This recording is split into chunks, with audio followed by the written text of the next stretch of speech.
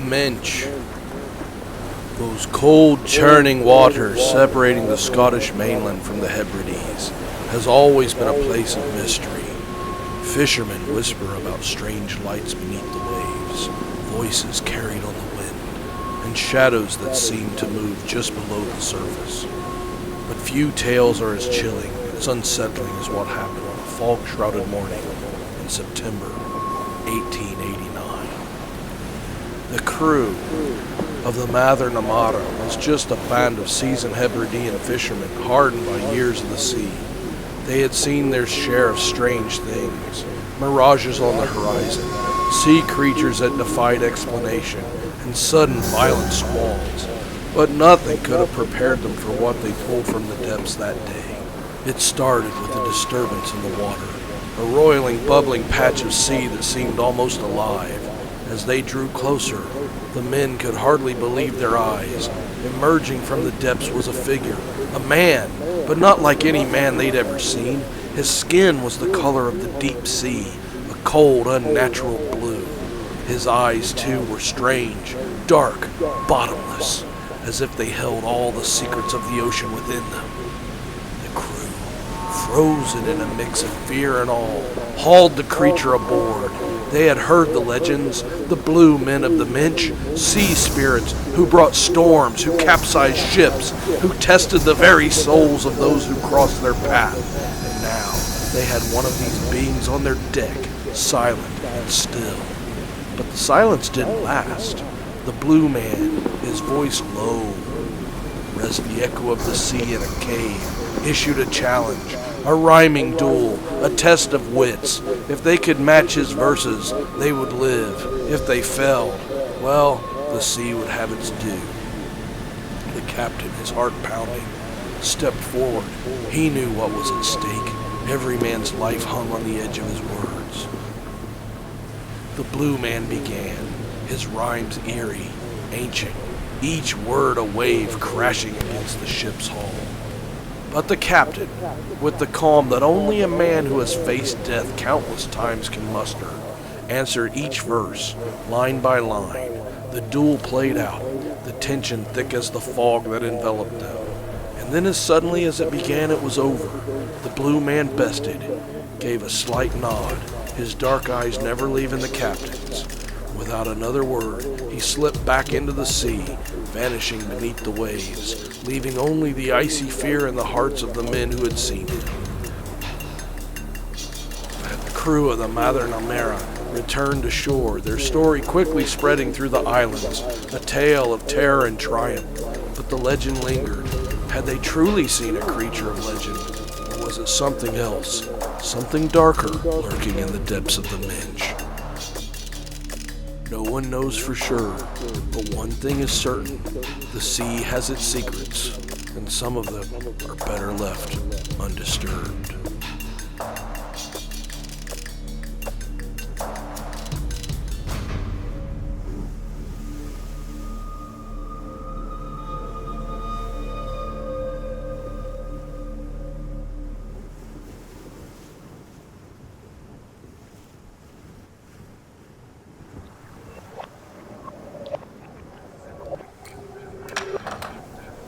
Kingdoms rise and empires crumble, and the knowledge and wisdom from past ages are lost to the foggy ruins of time.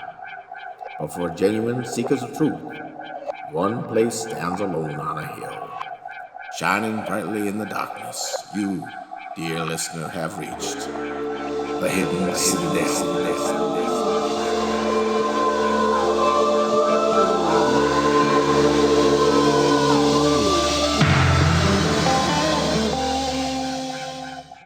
All right, welcome to the Hidden Citadel.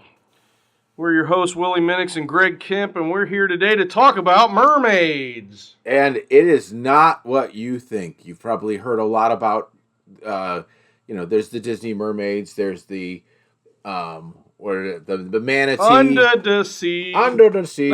There's like the people that, the mistaken manatee kinds of things. It's almost like the way, when you really think about some of the more Disney-esque creatures throughout mythology a lot of times they're not friendly, and they're No. and their origins aren't all that good.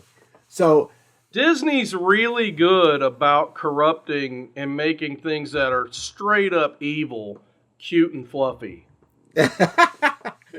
I mean, that's just kind of their thing. You could argue that's how people look sleep at night, though. I mean, a little kid might go, maybe. I don't know about those seven, those seven warriors who are able to, Well, here's my question: if you're dwarves. filling your mind with all this stuff, are you really opening up doors? I don't know. Yeah. And I'm wondering, but I watched this documentary last night. This is way off the topic of mermaids. Okay. But you may have heard about this. It was a court case in Wisconsin where two little girls, they were 12, stabbed some other girl. Thank God she didn't die. Okay. This was back in like 2012 or 13. Oh, I know like what's that. coming. I know what's coming. Yeah. Yeah. And so basically the girls, instead of going to trial for attempted murder, Yeah. they basically got sent to therapy. Basically, they were locked in an asylum Yeah. for like 30 to 40 years and labeled as schizophrenic, but it's because they were involved in the Slender Man. The Slender Man. Yep. Thing. Yeah. And they were like, oh yeah, we believed that he was out in the woods and all this stuff. And I mean, I watched that documentary and I was like, it's a sad thing. It seems like the lawyer really screwed them over. Like they could have gone to juvie, been out in a couple years, but now he's got them labeled with a mental illness that a lot of people don't even think that they have.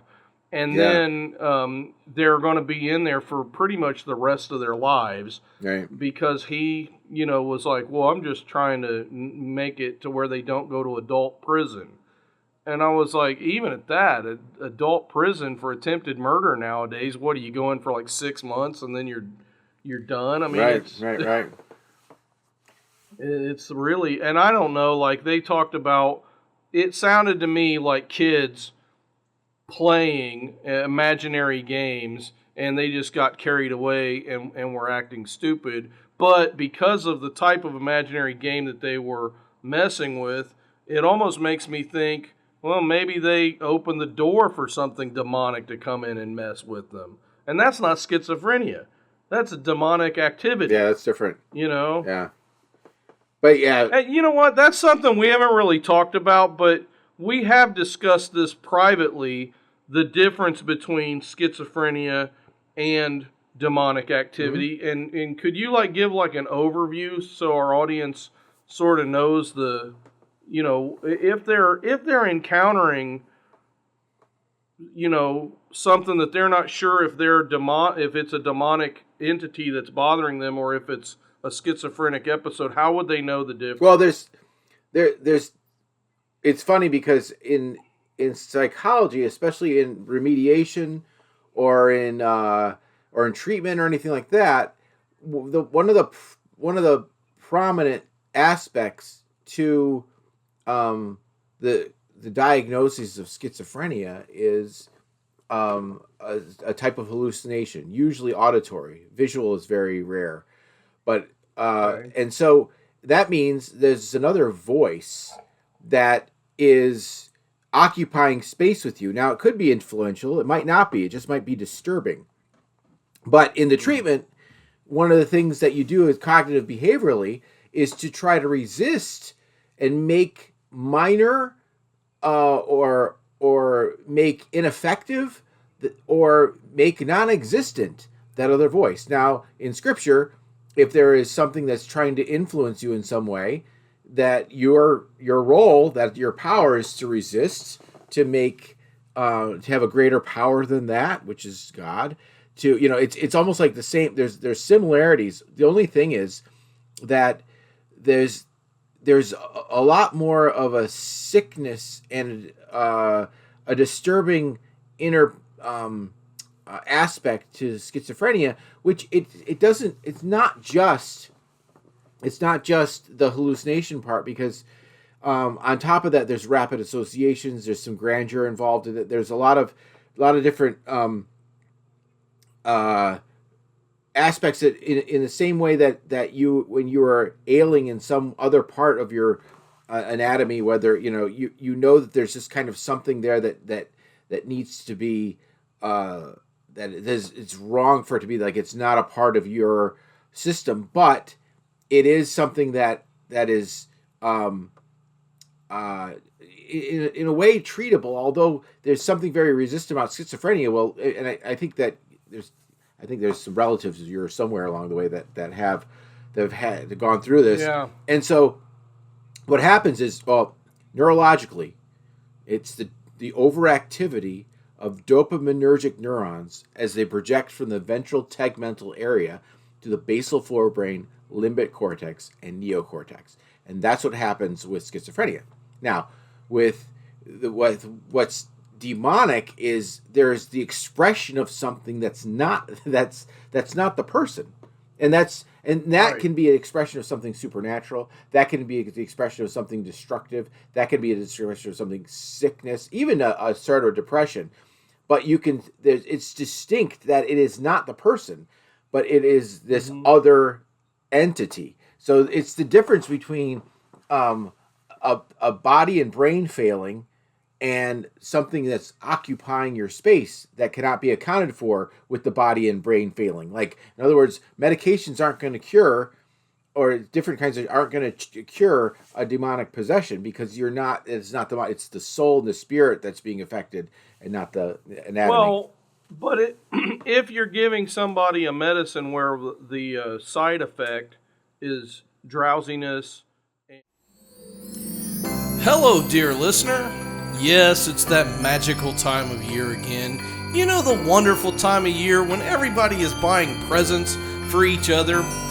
But deep down in the depths of your heart, you know that nobody's really going to get you what you want for Christmas. So why don't you do yourself a favor and go buy yourself a couple Hidden Citadel t-shirts, because they're what will really keep you nice and warm and cozy on these winter mornings surrounding Christmas and all the festivities and fellowships. And what could be better than to open up a brand new package that has your name on it, that when you take it out it says the Hidden Citadel. You know it's what you need, and in fact, why don't you go out and get 3 or 4 more for your friends and family, because they don't even know that the Hidden Citadel t-shirt exists. So how could they get it for you anyway? Hey, guess what? The link is down below, and you can go pick up 3 or 4 and share the joy this Christmas.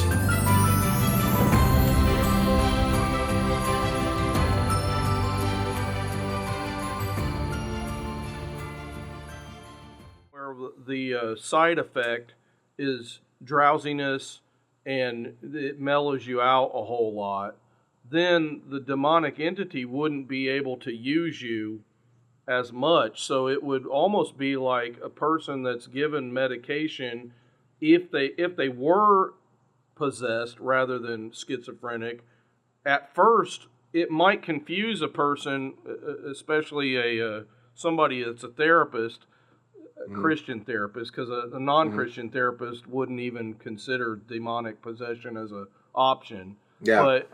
But they might look at that and say, well, they responded well to the medicine because now they're not levitating or whatever you do when you're being possessed, you know. It's interesting. It's interesting though, because there are parts in Scripture. There was an unclean spirit. I think about Saul, and he was tormented in a way that it you could look at it, if you were to check the boxes throughout the diagnostic and statistical manual of mental disorders. You'd say, well, he's overwhelmed with a depression of sorts. So a depression is inactivity, not overactivity. Mm-hmm.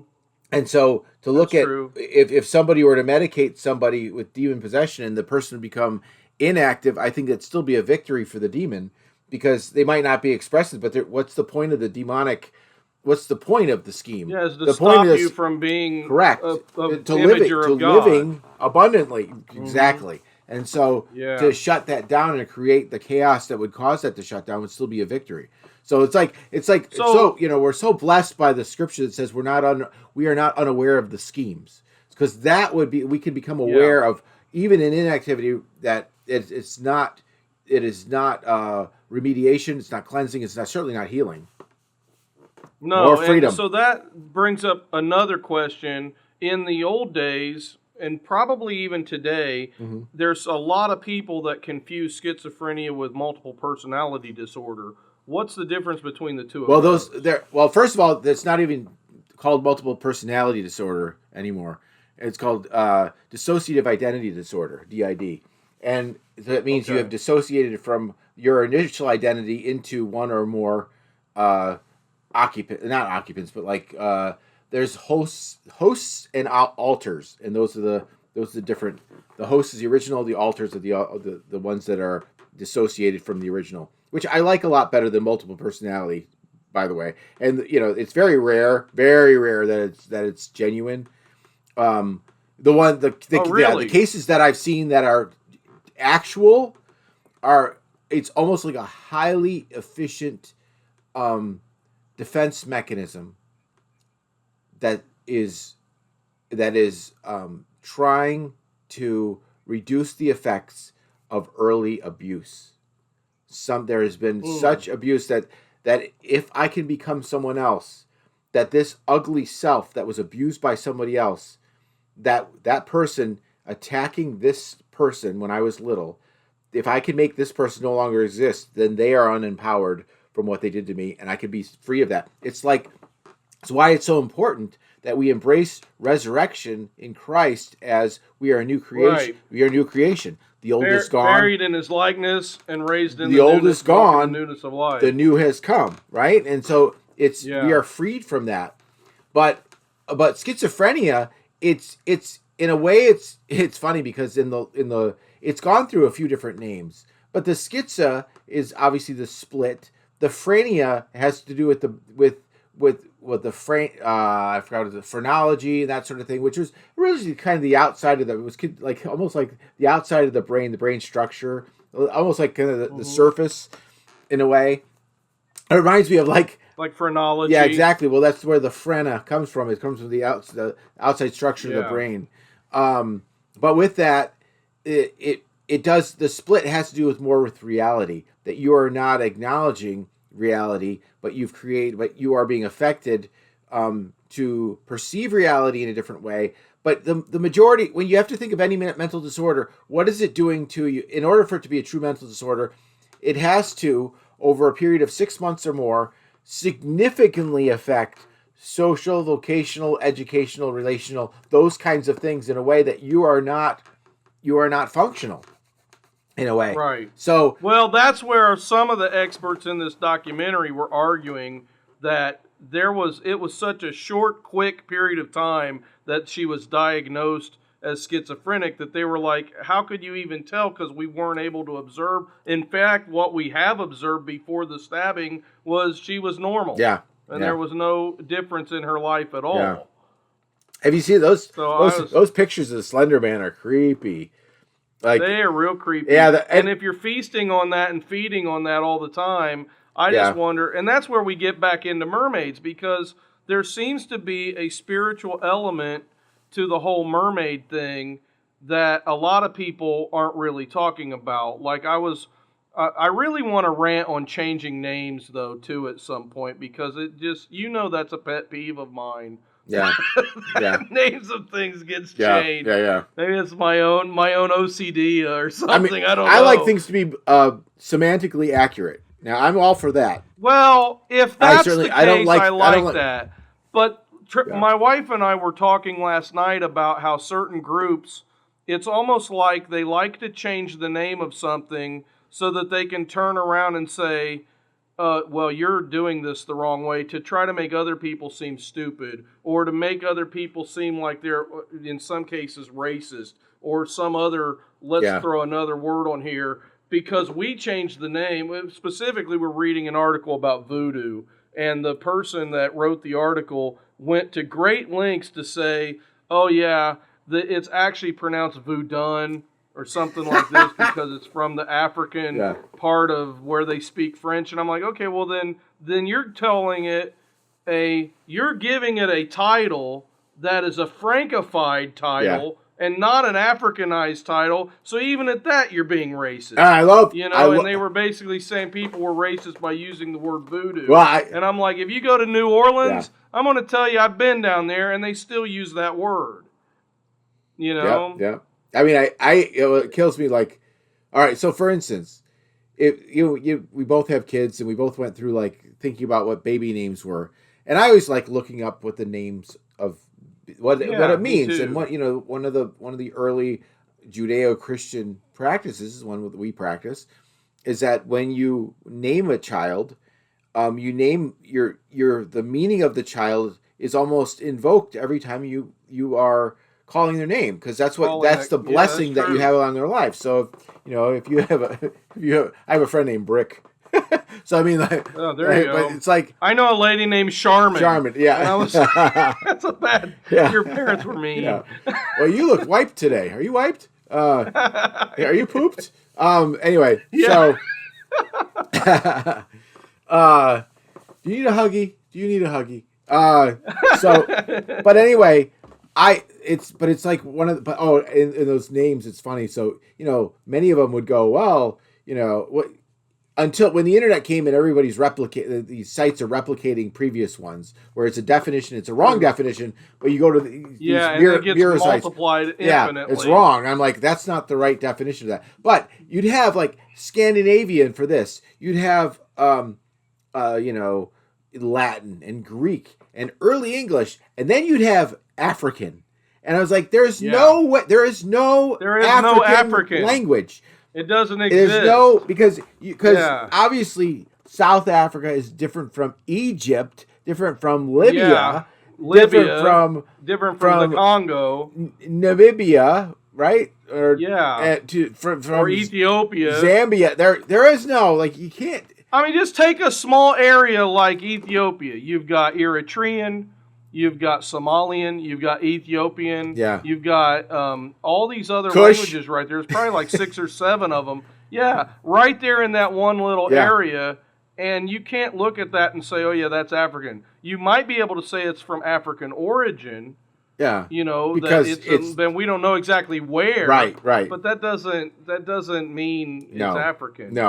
No, and so it gives, and even Scandinavian is a bad one too broad, because there is no Scandinavia language. No, you've got Finnish, you've got Swedish, you've got Latvian, and that whole area. You could consider any of that a Scandinavian tongue. Yeah, but let's tie things together a little bit, because one of the things that you do see with with the Slender Man idea is that the times the Slender Man is invoked or brought into stories or anything like that, it's never because he's helping people make a better community or increase friendships or even accomplish anything or build anybody up. It's always destructive. No. Now, one of the theories behind mermaids is, and I know you've read this as well, that it is thought that from was it Genesis 6? Where the daughters of men and the sons of God and the daughters of men produced the Nephilim. Well, the women who were affected by that were at least at the time, or I don't know, in multiplying after that, they became mermaids. And that became, which is really interesting. Or sirens. Or sirens. It could go either one, and now sirens and mermaids are kind of synonymous, but way back in the day, a siren was more synonymous with like a harpy rather than a mermaid. Yeah. But that's what's interesting. Here's the spiritual, go ahead. Well, that's what's interesting is a siren, though, is like you said, more like a harpy. It's more like something of the sky, it's distinct. It almost feels like it's funny because it would feel like something more angelic because it could fly, wings, that sort of thing. Yes. It was almost like in the same way that with fraternal twins, if something is produced, they're very different. It's almost like what was produced was something of the water and something of the air. Now, What's interesting though, and we talk about Dr. Heiser a lot. When he's talking, he talks about the sea and sea monsters. And when he talks about the sea, he says it was a place of chaos because there's a place you could control some of it with fishing, with wind and floating on top of it, but largely it was a place in an expanse that you didn't know. And so Right. and so with that, there are creatures that the mermaids, even the sirens, but I think the mermaids were I mean, look, most of the sailors were people who sailed were men, right? And they're going Yep. out on these, and this is something I've extrapolated from this, and not I haven't heard this directly yet. But in just piecing everything together, that these are in the Elohim that tempted Eve, there is these perhaps creatures that are saying, "Come out deeper, come find me," and they're attractive sea beings that can continue in the sea. They don't come on land. You don't grab them. You don't bring them on and then take them back to home. They stay there, and I think they stay at enough of a distance that you are attracted farther into chaos, into danger. Yep. Paul talks about shipwrecking your faith. Well, what does that mean? It means that whatever you were supposed to be doing in the path you were supposed to be doing, carrying what you were supposed to be carrying, and going where you're supposed to be going, has now been destroyed. And could that be a motive and a function of an entity that lives in the ocean, attracting males to get them off course, to shipwreck their faith, to move them into chaos, put them into darkness, and bring them down? Yes. Totally. Yes. Well, and here's the thing. I want to go to a modern mermaid sighting in Zimbabwe. Now we're getting back to Africa.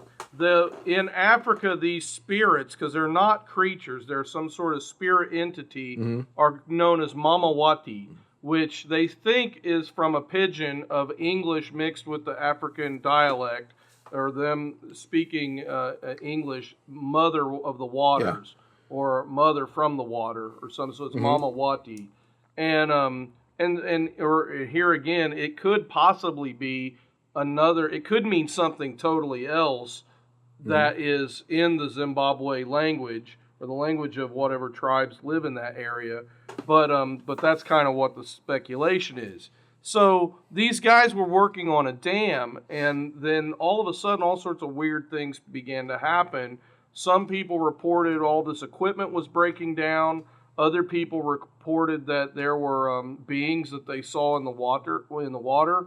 And so the guys that were working there just kind of freaked out, and they're like, "We're not going to continue working on this dam."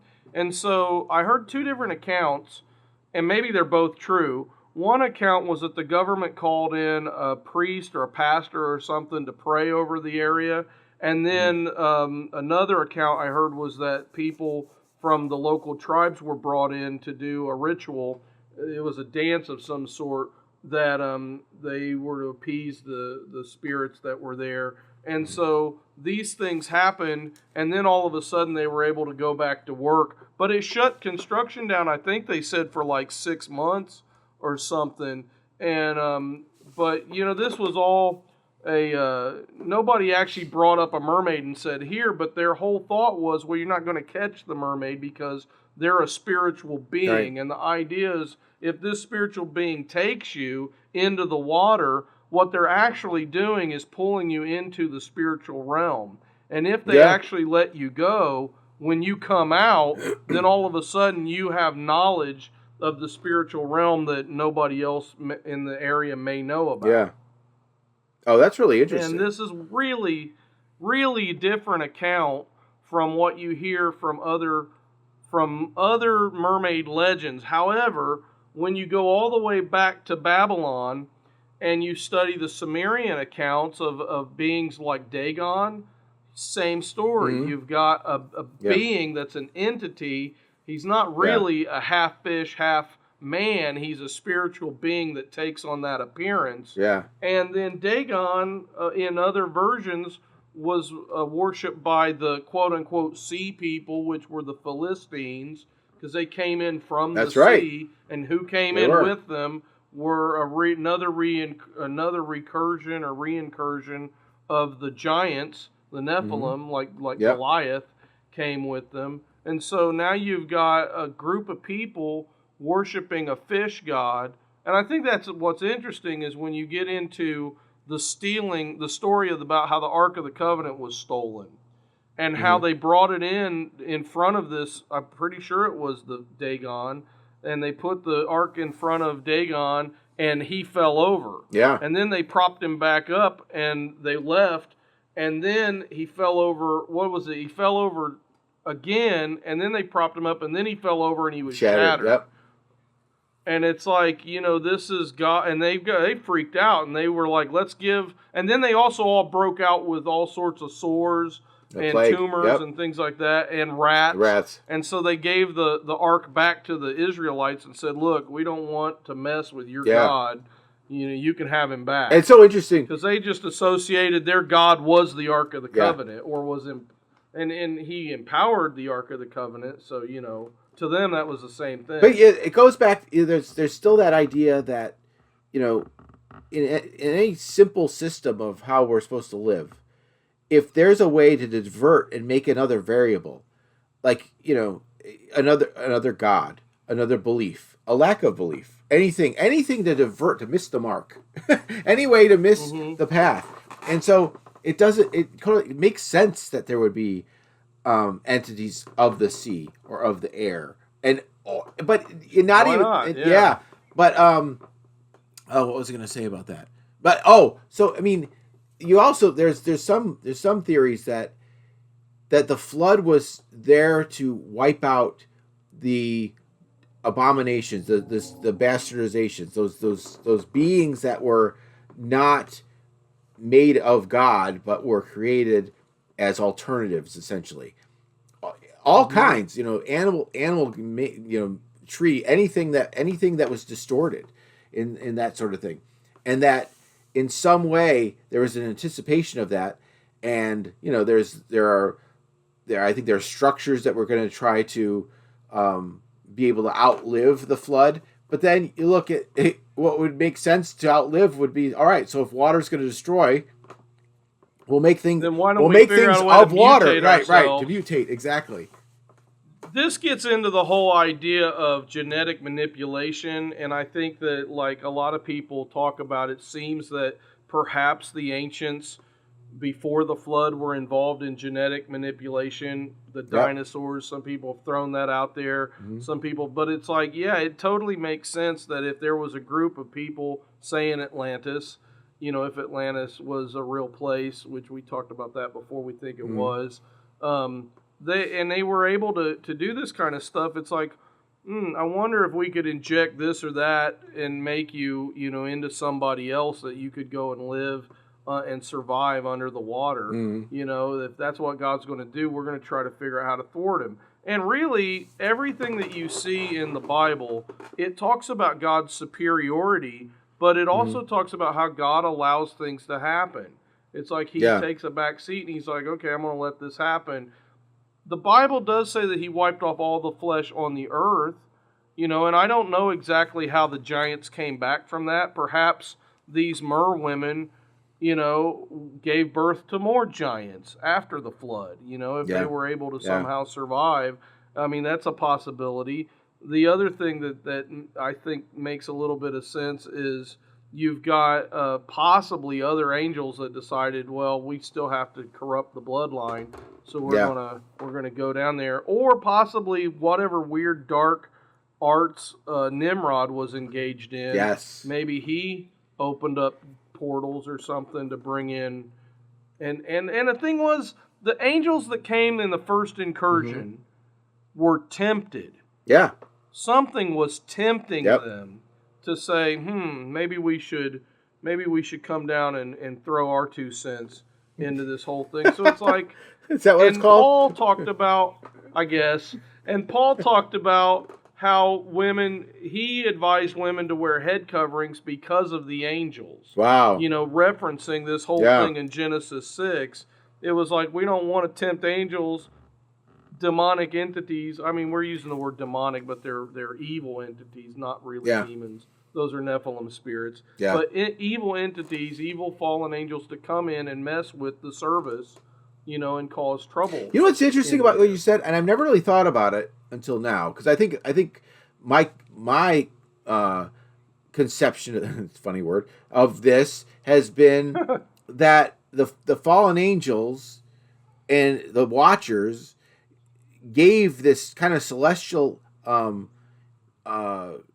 interaction, had produced, and they tried to distort God's creation by making a new distorted creation, by using creation again against itself. So so like a dinosaur idea, that was a lizard, and now it's like made into a monster, a terrible lizard. Like it's like a lot of that kind of idea, that it was them that were, and or even the demigods, even that there's kind of man and God, a Hercules, that sort of thing.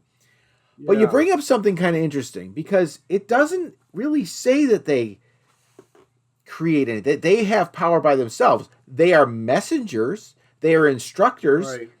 So what if it was more about that the civilizations were such that their direct instruction of how to live is almost like they were given the power. Man was given a power to not just work the way God intended him to in the garden and take creation and bring creation with God's plan, but here, I'm going to show you a new way.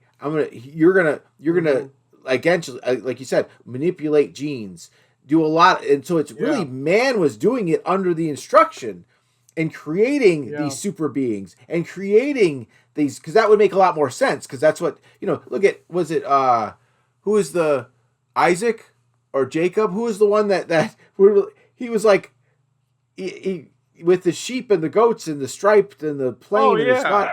I mean, that's genetics. Yeah. He was. Yeah, I mean, it was supernatural, but he was manipulating genetics to produce a new being at a time that he wanted. So that tells me it can be done. And to your point, maybe these civilizations, these early had access to be able to do things that we discovered much later, but they could do them early on because they were given the direct supernatural instruction. Well, and the other thing too is, again, we don't know. I mean, I'm trying to figure this out in my head. There was some sort of a destruction at Noah's time. I don't know if Noah's flood was at the same time as the Younger Dryas. And some people would be like, well, I mean, there's a lot of Christians that really cling to this 6-day creation, literally 6 24-hour days, 6,000-year-old earth, and the King James only Bible and all this stuff. And I'm just like, I can't bite off on that, because I just don't see that it jives. But I also completely discard Darwinian evolution. There's no shred of evidence that any of that is true. However, we do have lots of evidence of things like dinosaurs. They existed. We have evidence of the Younger Dryas period. We have evidence of things like Pangea. Now, here's my question that I'm still trying to figure out, and I don't have an answer for. So before people throw a fit and ostracize me, this is still something I'm examining.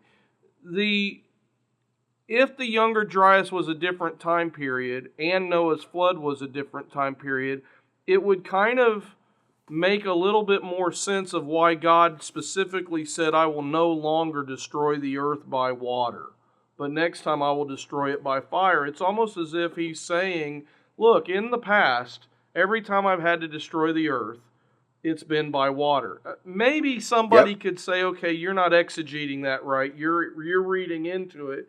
But, I mean, why didn't he say, I'm not going to destroy the earth by water anymore, and I'm not going to destroy it by a mudslide, and I'm not going to destroy it by a big earthquake, and I'm not going to destroy it by an asteroid, and I'm not going to destroy it by an ice sheet. No, I mean, there's many ways that he could have destroyed the world. But he specifically said, I'm not going to destroy it anymore by water, but I'm going to destroy it specifically by fire. And I know that's a prophecy, but go ahead. Well, there's a couple of things. First is that what's interesting about the notion of the water, though, whether it's the temple, whether it's anything, that the water was cleansing what's there and making what's there into something that is clean and ready, sacred, set apart, right? I think there's only one. I found it. There's only one place in the whole Bible that the word holy water is used, and it's where they really. Yeah, I found it. Like, it's funny. There was a song we were singing, "Holy Water" in church. I was like, that's not even in the Bible, but you'll see that, and it's the priests are to give water that it's called holy water and pour it on the ground. Libation offering. Yeah, and it's only once. You only see it one place. But anyway, you're washing what's there. That means, and that is hope. Because if anything that is there and is washed has another chance. Okay?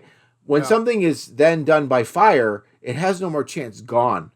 It's ended. Yeah. So I think what's happening there. Now, the other part I wanted to go back to, Noah's flood, I think about a third of it was about the water. Because you had explosions from beneath such that it was destructive, because the water came up. Yep. And also you had destruction from the sky. And that's why I say you had both those maybe things. Pangea became what we know today because of Noah's flood. But I mean, so it's like, well, I don't have to have the Younger Dryas be a separate event. Yeah, but what I'm saying, in my idea, you could have something in the water. You could have something in the water that could say, "Hey, I can swim." It's not going to survive explosions from underneath, and it might not. No. Did you see Endgame? And I probably did. But Marvel's which one was that Endgame, one? the Avengers. It's the very last one. It was very cool. Yes, where they all dissipated into. Oh no, that was Infinity nothing. War. Infinity War. But in Endgame, it's interesting because, I know I've seen it. I just don't remember what it was Thanos about. was being like he didn't realize how powerful Scarlet Witch was, and so she started she picked him up in her rage. She's like just started ripping off his armor, and he got afraid and he said, "Rain fire." And what rain fire meant was his ship that was above was just going to pummel everything. Oh wow! Everything. So it didn't matter who was on his one of his generals said, "But sire, our troops." He said, "Rain fire." That's right. And it was killing everything because it was raining from the sky. And my point there is that the flood is about a third. The water is about a third of it.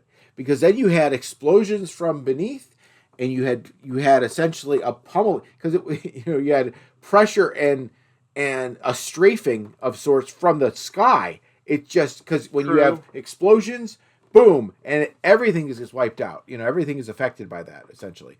That's true. Well, and that's why, I think that Noah's flood, it was so incredibly destructive, and I don't buy the idea that it was a localized event. I don't think you would have, but what I don't get, and where I haven't figured it out, is I don't know how to time it. I almost feel that Noah's flood and the Younger Dryas were the same event, but there's 6,000 years of discrepancy there that I don't really know how to adjust for that. Yeah. Unless and that's another episode, but unless there's it's a case of where it didn't happen, maybe it didn't happen, it was multidimensional in some way. In other words, it happened in here, but it happened across, several different timelines that we're not privy to. Maybe. Well, and the thing is too, I also don't have complete and utter confidence in the dating methods. The whole idea about fossilized tissue of the dinosaurs being able to be rehydrated, and I forget what her name was. I think it was Schweitzer or something. The doctor that it was a German name, I think. She, but she was American. But she was able to rehydrate dinosaur tissue, and she was like, this can't be, so she did it over and over and over and over again. And then what we found out is actually all the way back to the 1950s, people had been encountering where they were able to rehydrate dinosaur tissue, and it kind of freaked them out, so they just put it aside. But she sent it around and had lots of other labs do the same thing, to where they were able to rehydrate dinosaur tissue, which means that it can't be any more than 10,000 years old, because it's something like at 12,000 years, it all calcifies to the point where, and they're like, well, it's million, and she was like, I believe that it's millions and millions of years old, and what this means is that obviously we were wrong about stuff dying off at 10,000 years, but we're not. I mean, they've done so many studies that everything calcifies. It's not possible to rehydrate this stuff after 10,000 years, which means that these dinosaur fossils are not older than 10,000 years, which makes me think, okay, well, then maybe the Younger Dryas wasn't really that far back. It could just be that the math is wrong, and you know, somebody. I think there's so much obfuscation. Yeah. I think there's so much misinformation in the scientific field that they, for at least 150 years, they have been burdened with or saddled with, this is the way that it is, and if you don't conform to what we say and you don't publish the way we say to publish, then all of a sudden you lose your funding and you're a laughing stock in the community. And that's going on right now in other areas other than science. Can you, so two things. One is, just for everybody that's listening, just define what the Younger Dryas thing is. And then the second thing is, I saw this, you know, going back to what happened with the flood, depending on when it took place, I think that's what you're talking about, like when it took place. It also seems to be something, whether it was a Tuesday or a Thursday. Right, exactly, a water Wednesday, watery Wednesday. I almost feel like I feel like it should be like a Friday, Saturday, and Sunday, you know, that kind of thing. The Saturday. Yeah, there you go. Yeah, but I think it was a shortened event of in other words, it wasn't like years and years. And here's why. there was a take or a study kind of thing of sorts, or a paper written on the Titanic, and that when the Titanic went down, there wasn't the only thing that was really found was like maybe the kind of the clothing and the boots and stuff of the people that died, because the flesh was eaten off, was basically just ravaged by the you know, sea creatures, and then the bones, because they were in the ocean, were quickly you know, disintegrated, right? Okay, right. So, but in what we're seeing of the explosiveness and suddenness of Noah's flood, you wouldn't have that time to have the kind of fossilizing and that sort of thing, because they'd be immediately buried within explosion underneath. They'd be pushed, and then they'd be preserved. Everything would be preserved that way. It wouldn't be sitting out to be devoured and disintegrated, right? I mean, because we have things that encased immediately. Exactly, that's what it'll be preserved that way. Because otherwise it's going to be like the Titanic people. There's no remains of them. Right. Yeah, and that's why I don't think there's probably a lot of fossilized humans that we find. I mean, we do find Neanderthal, we do find some of these others, but it's like immediately they're fossilized. And the other thing too is, I may have mentioned this on another podcast, but my dad was talking about going to Carlsbad Caverns once back in the 50s, and there was I think it was National Geographic, there was a article about how stalactites are allegedly take millions and millions of years to form, but they have pictures of a stalactite that was just a little bump in the 1950s, and now is this massive column of where the stalactite and the stalagmite grew together into a column in Carlsbad Cavern. And it's like, they know, okay, we were totally wrong about how fast stalactites form, except you go into any cave in the world and there's going to be a sign that says, oh, don't touch the stalactite because they take millions of years to form. And we know that they don't, you know, but it's like you can do a scientific study on something like this. You can find out that the previous thinking was completely wrong, and yet what you also find is that nobody's willing to change the previous thinking to make it match the actual facts. It's aggravating. Yeah. For those of us who want truth, I don't care if all these scientists become Christians. I mean, it would be nice if maybe they would convert and come to Jesus and have their lives changed. But really, that is irrelevant to me. All they are to me are names on a piece of paper in a document. But what I care about is truth. And it's like, I want truth. I want to know. That's why we have this show about weird mysteries, because some things are probably bogus and some things are probably phony. Maybe some of these mermaid sightings are fake. Maybe all of them are. I don't know, but what I want is truth. And I want to know, if somebody can tell me this is the best that we've got, and just admit, we don't really know. I don't have a problem with that answer either. Yeah. We don't know if it really goes back to 12,000 BC or if it really goes back to 6,000 BC.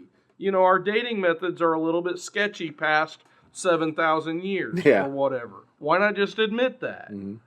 Well, and one of the things that Chuck Missler used to point out is that the carbon dating method was, and a lot of the dating, what they do is they're kind of cyclical.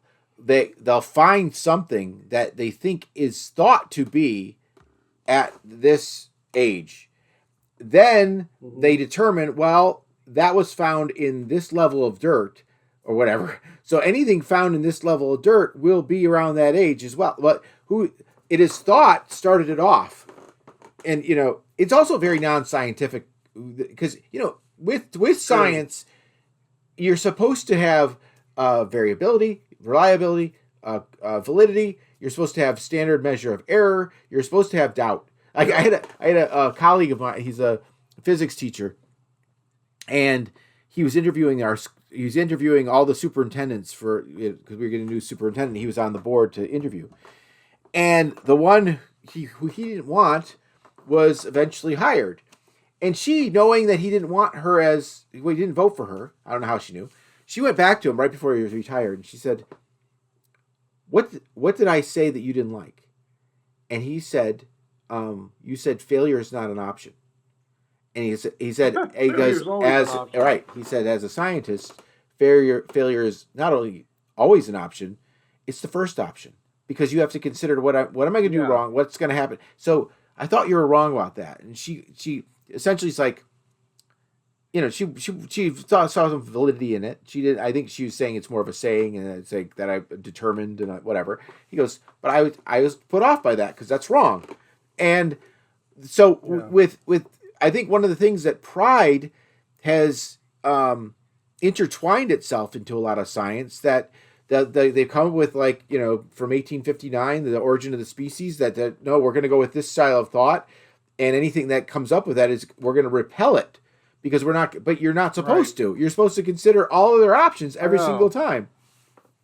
So I knew a paleontologist years ago. I was a little kid, and this guy came to our church, and he was one of the paleontologists that worked on the flat in Texas where they found a dinosaur footprint over top of a human sandal footprint. I remember that. Yeah. And he had pictures of it, and he was showing it, and he was like, my friend is the one that discovered this and all this kind of thing. And now, if you go to that flat, it has been chiseled out and destroyed. And a lot of people are like, oh, it's part of the Smithsonian cover-up. I don't know if we got to blame the Smithsonian. It could have been just any idiot decided, hey, I want to destroy this. Yeah. But the fact is, that's not the only thing that gets destroyed. There's lots of things that just come up destroyed or missing or you can't find anymore. And whenever the Smithsonian's asked about it, they're like, no, we have no record of that. Or I saw one where the Y-Files guy called him up to ask, and they just laughed at him about whatever it was he was asking. And I think that a lot of this stuff is that way. And then you got people like P.T. Barnum. Yeah. P.T. Barnum was the one that promoted the Fiji mermaid. I believe it was the Fiji mermaid, where it was a monkey a taxidermist sewed part of a monkey to part of a fish's body, and P.T. Barnum brought it all around saying this is a mermaid. Well, what we find out is P.T. Barnum was a pretty high-level Mason. The people that ran Ringling Brothers and Barnum and Bailey Circus, all those guys were Freemasons. And it's like, and when you look at like the Illuminati stuff, and people are like, oh, the Freemasons are Illuminati, and there's connections between the Smithsonian and the Freemasonry groups, and a lot of the donors were Freemasons and all this kind of stuff. It's like, is it possible that there is a group of people that want to promote a certain viewpoint above all other viewpoints? Yeah. Maybe there is. Yeah. Trace the money. Makes a lot of sense. Follow the money. Sure. That's all you got to do. I want to talk about the Lake Baikal swimmers. Okay. I don't remember where Baikal. Oh, talk about the young Dryas too. Talk about the young Dryas. Okay, the younger Dryas is basically a time period when the people believe that the ice caps melted. And when the ice caps melted because the world heated up, it was at the end of the Ice Age, then it flooded everything.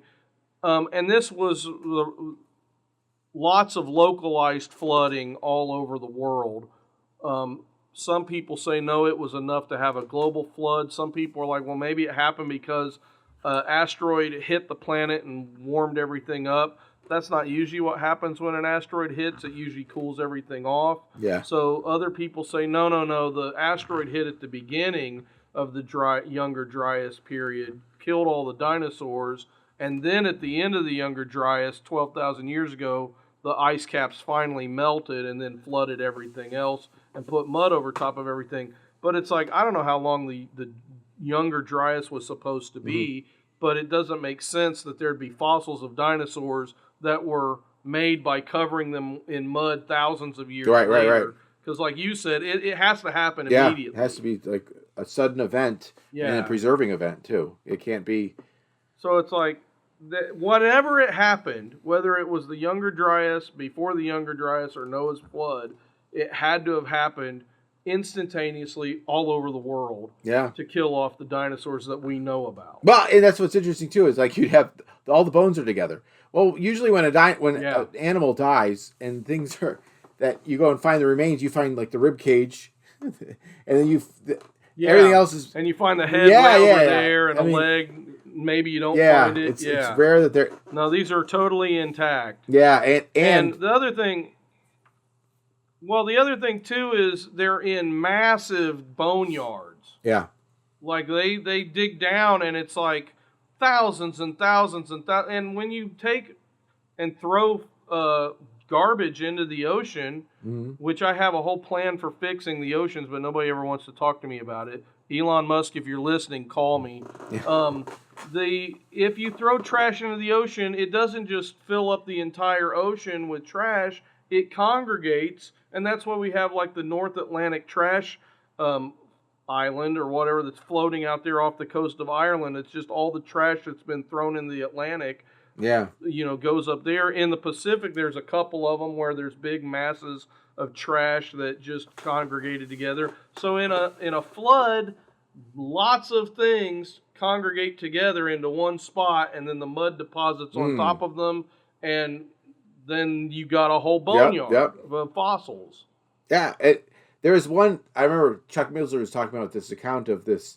There was a certain kind of dinosaur that they found, and it was like a mother, and it was a group, and it also was like the dinosaur had, like the mother dinosaur had ingested. Yes. And you look at.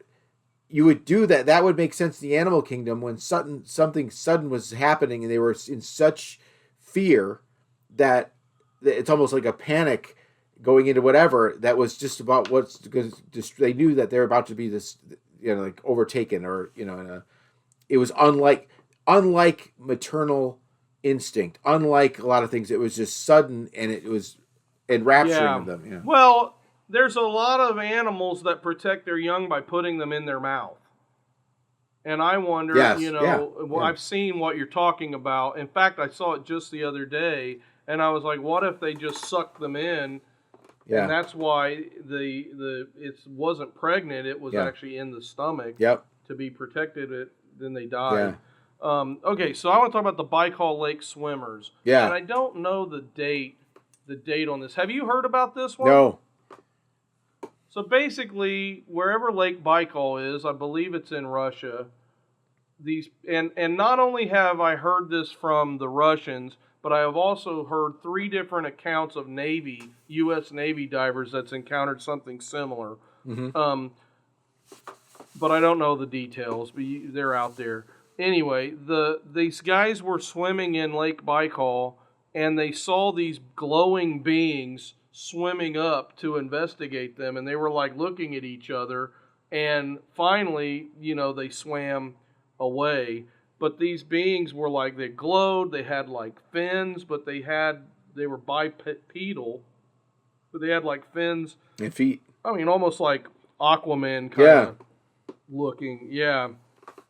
And their faces were very fish-like, I guess, from the description, but they glowed with a bioluminescence.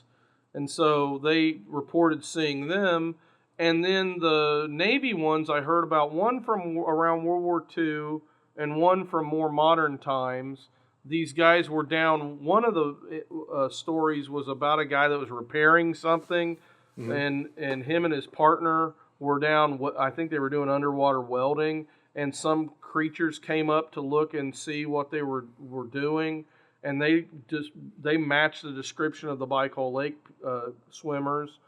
And then there was the another account that I read about where the people were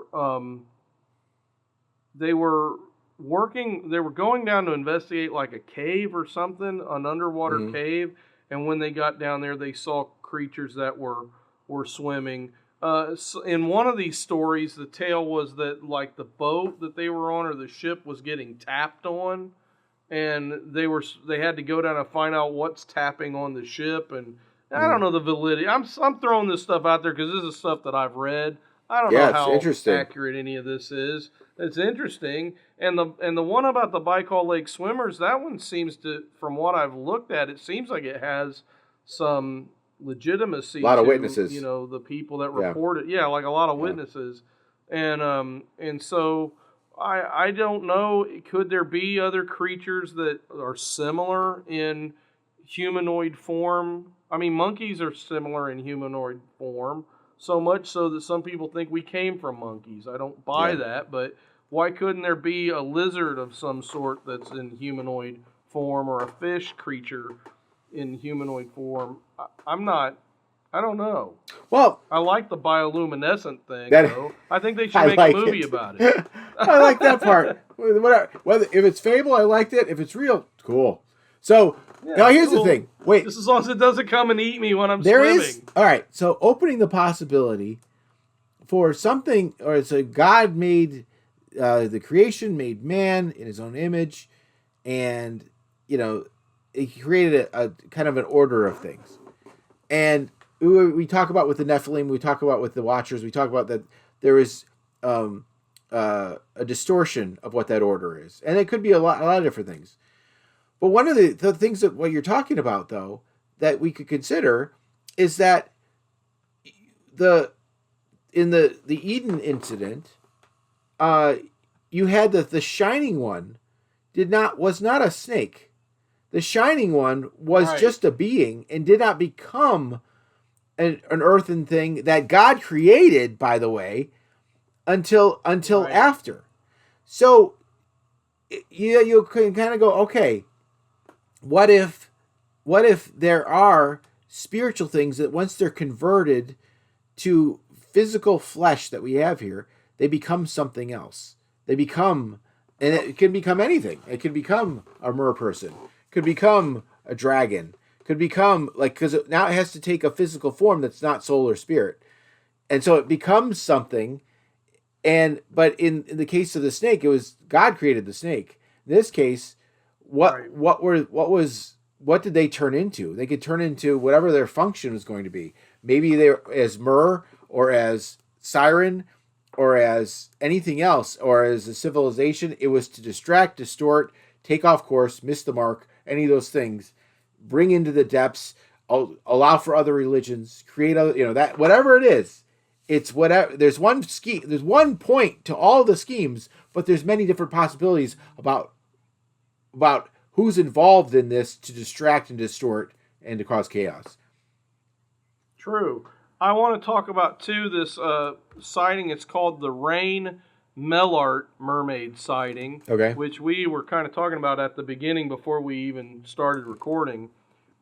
Apparently, this guy was a soldier. I don't know what time period. I think it was like around World War II, but I could be wrong. He was somewhere in the Far East.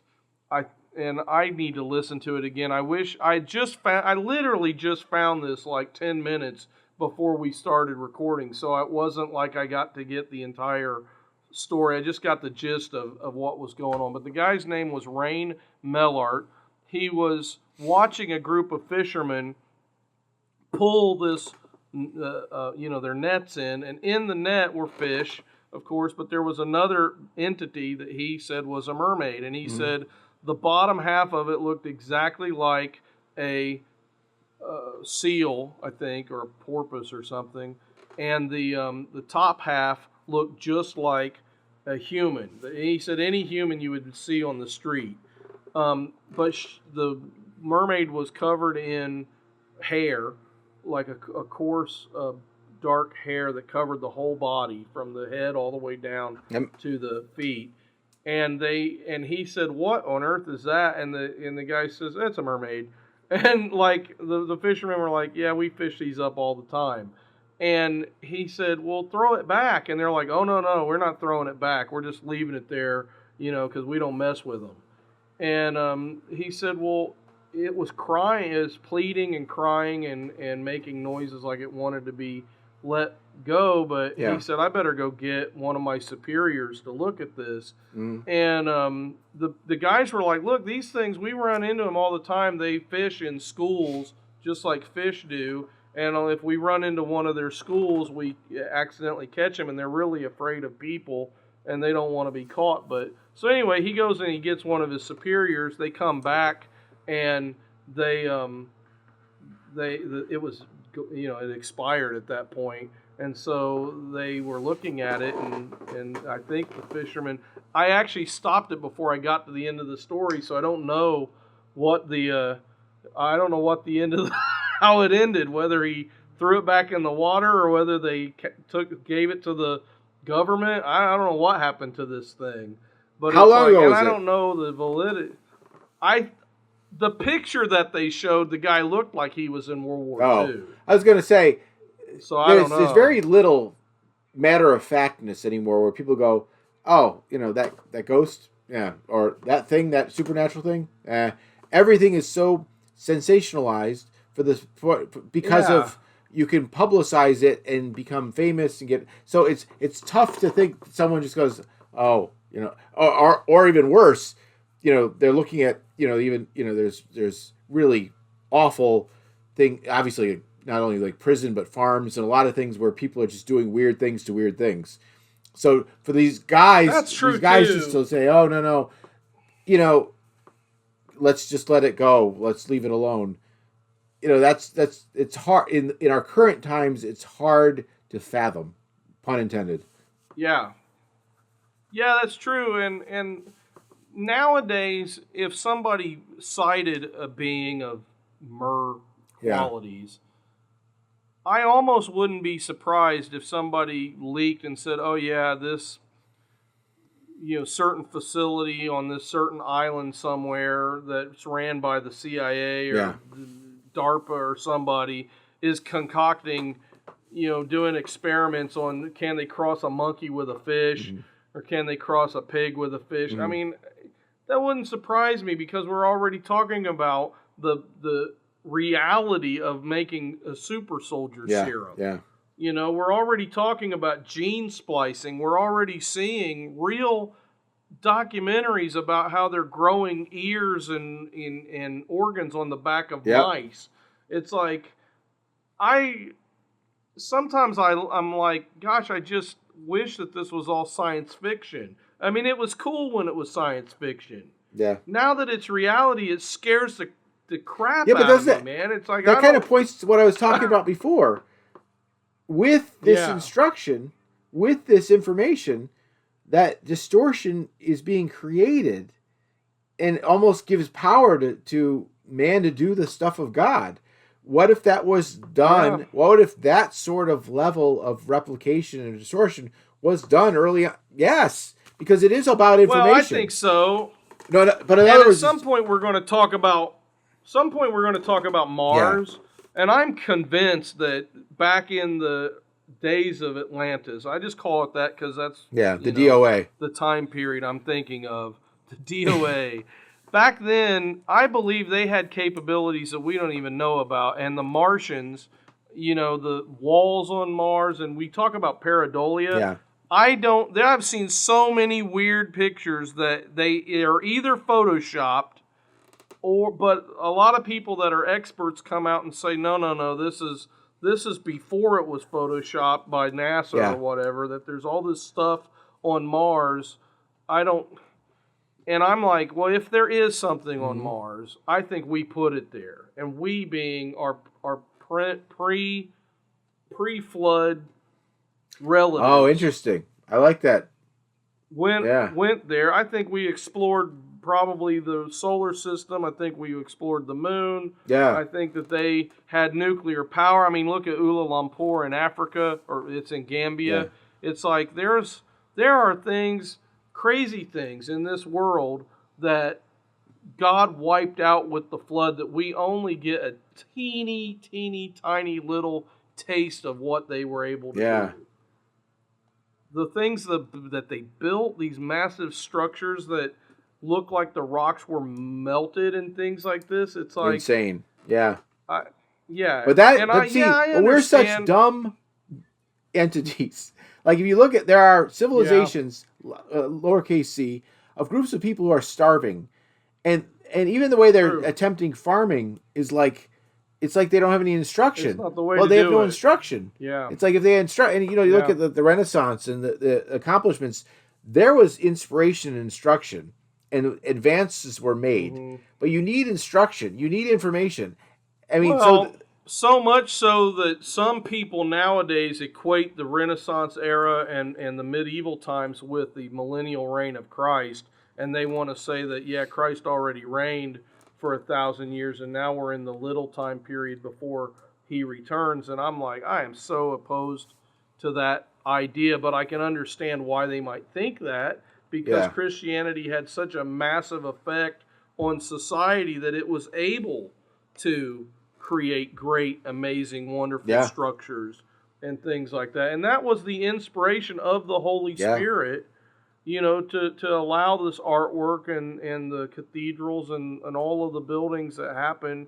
It was because God had mercy on those people and taught them all the things that they had lost, plumbing. I mean, my dad's a plumber, and he often talks about how civilization couldn't exist without proper plumbing. That was the thing that pretty much made everything possible. And it's also interesting that it goes through times, like you. And you don't want to get a mermaid stuck in your plumbing pipe. No, not with, or your septic tank. Yeah, right. But like, really look at the way you look at how there are times where the civilization became fairly intricate and it seemed to be shut down, and then people just the Dark Ages, where people just throw it, like they lost track of how to. I mean, there weren't advances as much. It was like they'd really taken a step back. Well, too many intelligent people got killed. Yeah. If you think about this, it's like, look in the modern times. Whenever you have a coup, who are the first people? And this is the thing that gets me. Like, you get so many college professors in America now are pushing communism. Who were the first people that the communists killed in any of the takeovers? The very first people they killed were college professors. Yep. Because they didn't want them passing on, any kind of real history to anybody else. They were like, you're dangerous. You actually know the truth, so we're going to get rid of you first. It's like, why would you want yourself to be a tool for such a horrible system that does that sort of a thing? Communism, everywhere it's been, has been like that. And so then the thought is, okay, well, any kind of totalitarian system kind of functions that way. And so you've got totalitarians, the Huns or whatever. that would come in and attack Rome or the Visigoths or whoever. And then what are their thinking is, well, either we're going to carry off the wise people and make them work for us, or we're going to destroy them so that their information can't make weapons against us. Well, that's what's You know what one of Leonardo da Vinci's main sources of income was? Designing weapons. Well, most of his life, he actually made most of his money as a musician, which I thought was crazy. You would think that we would have works composed by him around, but he made a lot of his money that way. But well, it'd be funny if he was a terrible musician. It'd be really funny. Yeah, right. Like, you're horrible Apparently on guitar, he was really man. good. Yeah, that's how he made most of his money until he got older.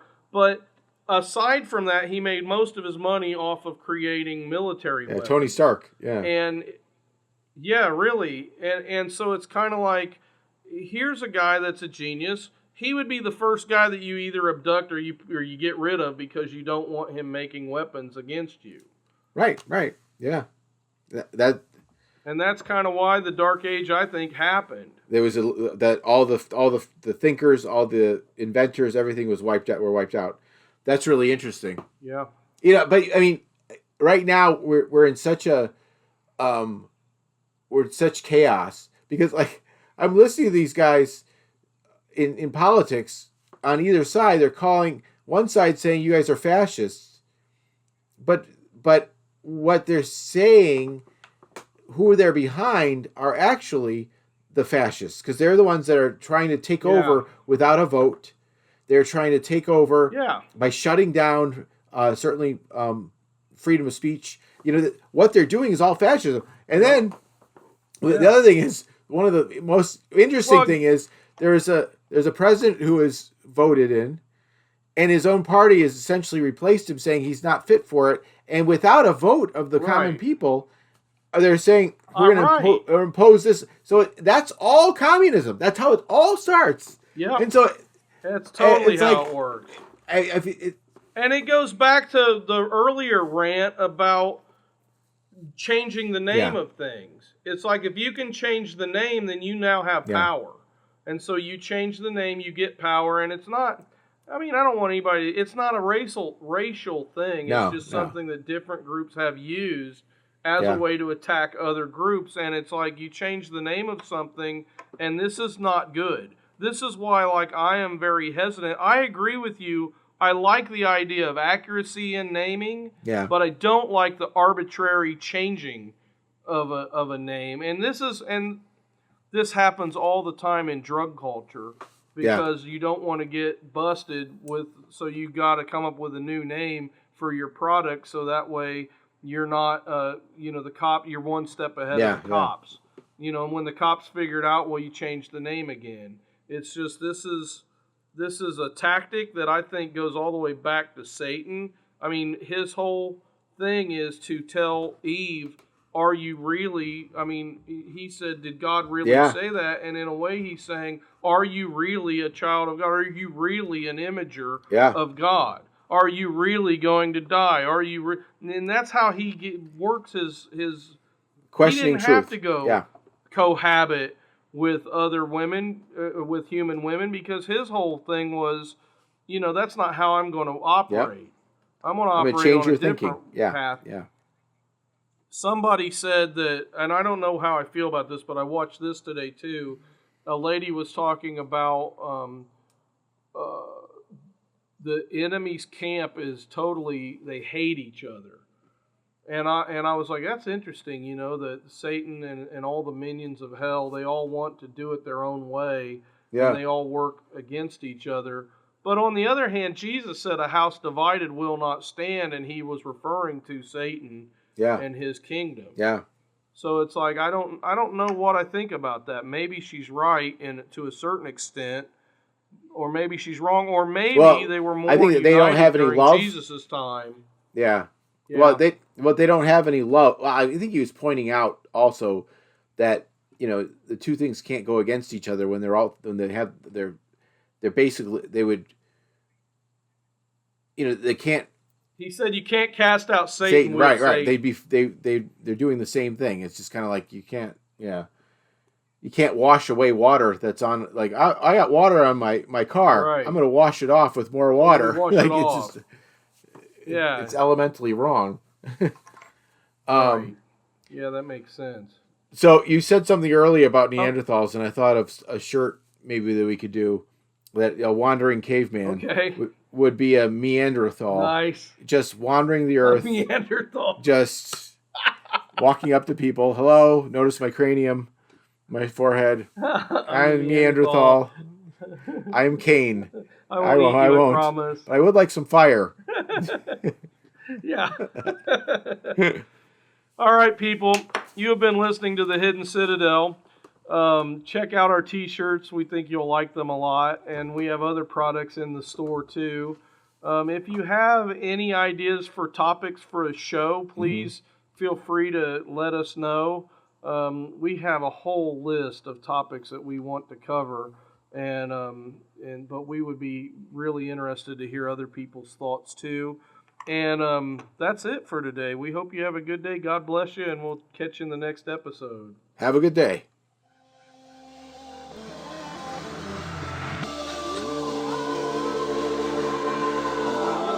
The watchman replies, morning is coming, but night will soon return. Silly.